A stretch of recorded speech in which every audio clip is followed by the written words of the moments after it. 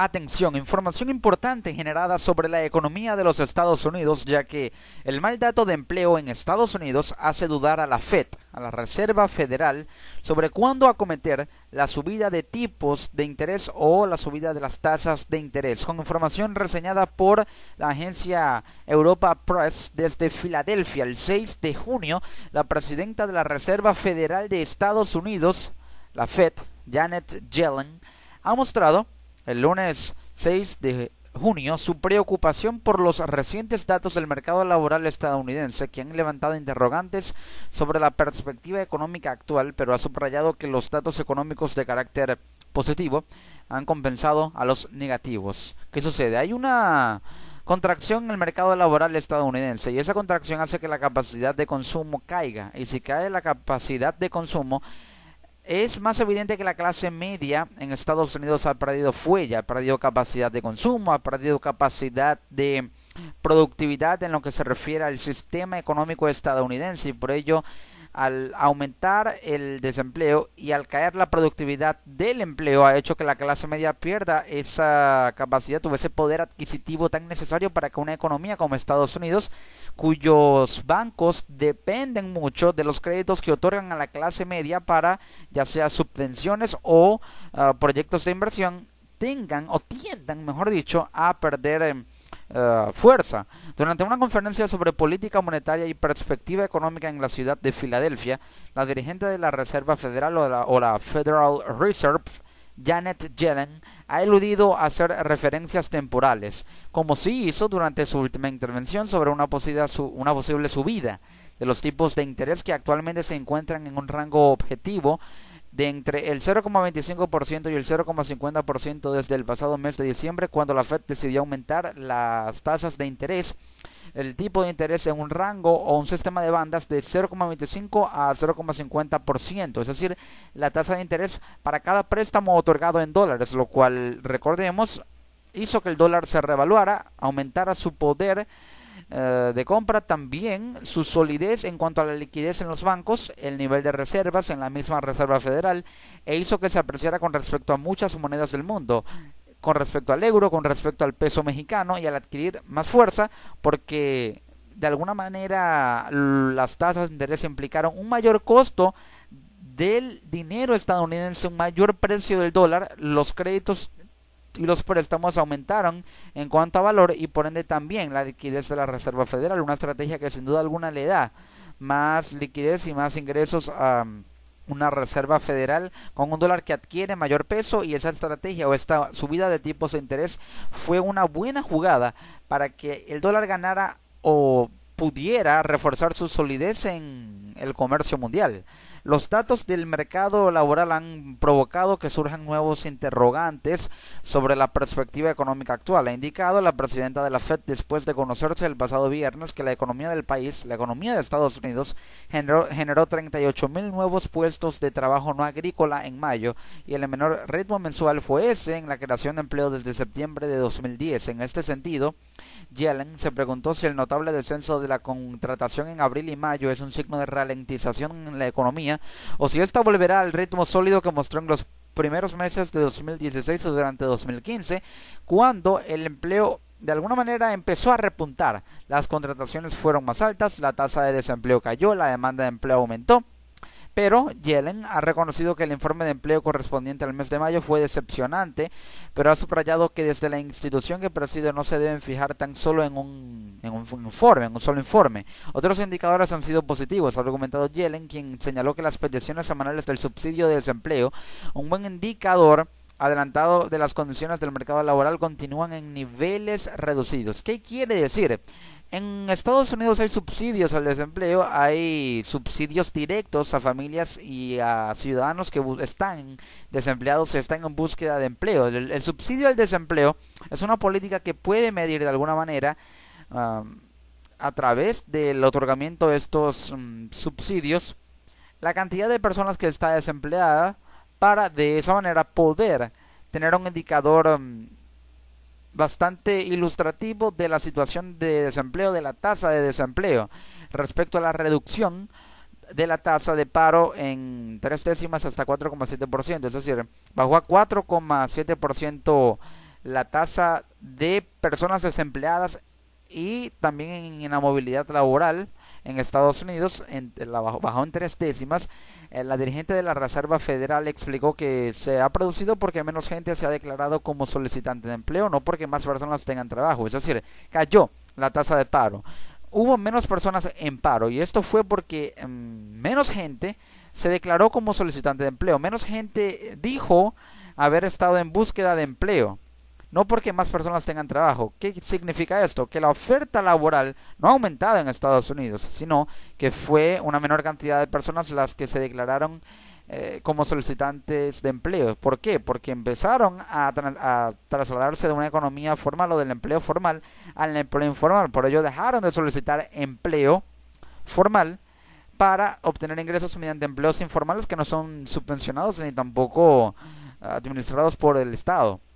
Pero hay que señalar que las fuerzas positivas compensaron a las negativas, como decía la dirigente de la Reserva Federal, Janet Yellen, quien subrayó que las fuerzas económicas de carácter positivo ha compensado a las negativas y que a pesar de los desafíos a los que se enfrenta la economía, espera progresos en el empleo y los objetivos de inflación. Si los próximos datos macroeconómicos son positivos, las condiciones del mercado laboral mejoran y la inflación hace progresos hacia nuestro objetivo del 2%, tal y como espero, las subidas de tipo serían apropiadas y propicias para alcanzar y mantener nuestros objetivos, ha reiterado. Al respecto, ha indicado que si el precio del petróleo no presenta caídas o el dólar se revaloriza sustancialmente, la inflación alcanzará el objetivo del 2% en los próximos 1 o 2 años. ¿Qué sucede?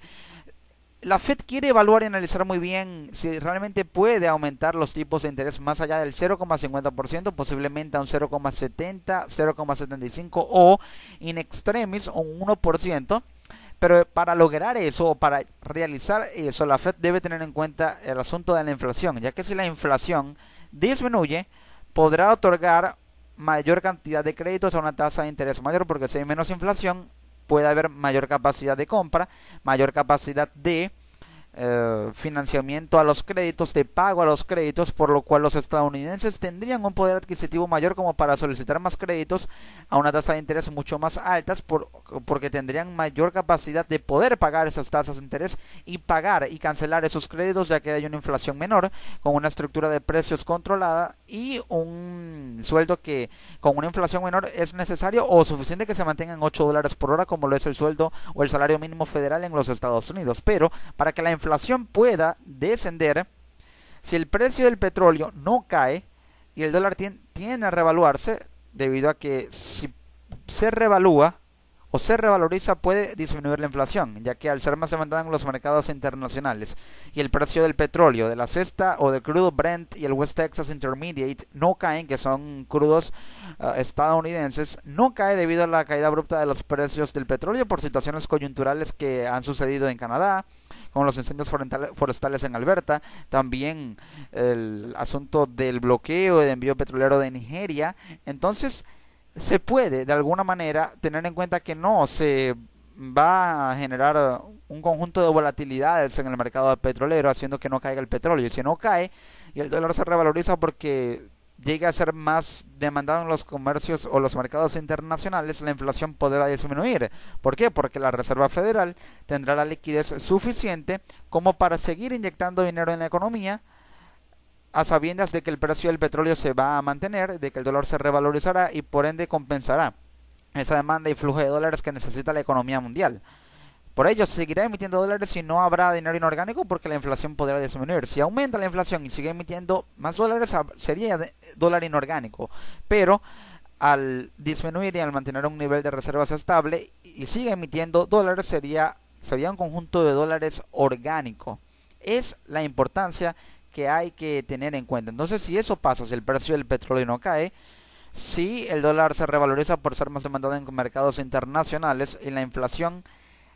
alcanza el objetivo de reducirse a 2%, este año la Fed podría aumentar las tasas de interés a un 0,70, 0,75 o en última instancia un 1%. También ha señalado que las condiciones financieras se han recuperado significativamente y muchos de los riesgos exteriores se han reducido, aunque algunos persisten. Así, también ha alertado de que un voto favorable a la salida del Reino Unido de la Unión Europea en el referéndum que se celebrará el próximo 23 de junio podría tener repercusiones económicas significativas y podría alterar el sentimiento de los inversores. ¿Por qué? Porque los inversores no querrán valga la redundancia, invertir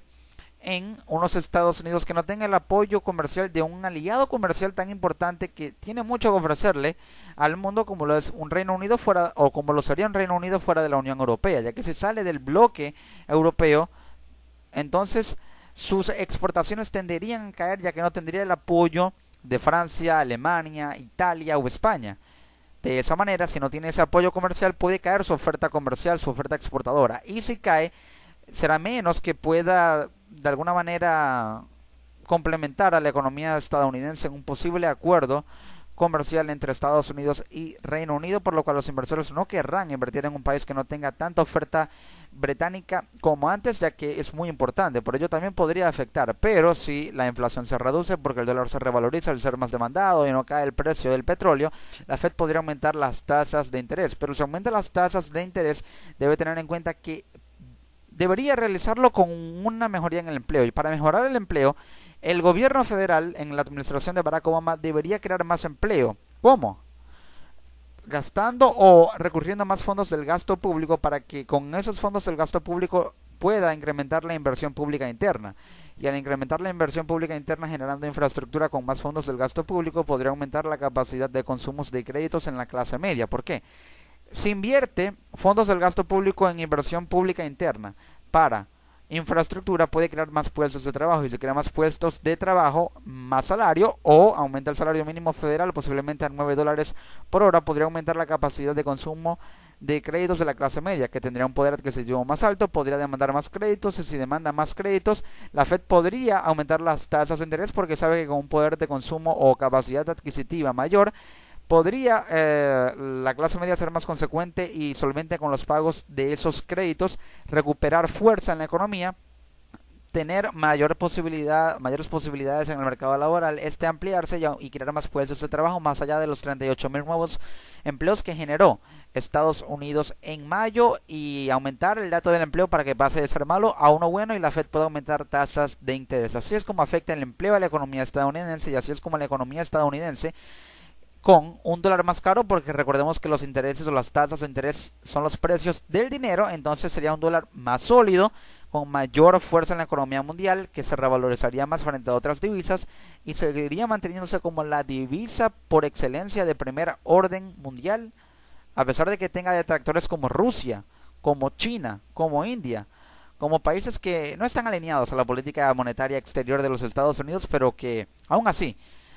realizan comercio en dólares, lo quieran o no, porque el dólar está presente en todos los focos comerciales del mundo, incluso en aquellos que están tratando de depender menos de él, como lo son los caracterizados por las relaciones bilaterales comerciales entre Rusia y China. He allí la importancia del dólar en el mundo, y porque es la divisa por excelencia del comercio mundial en la actualidad.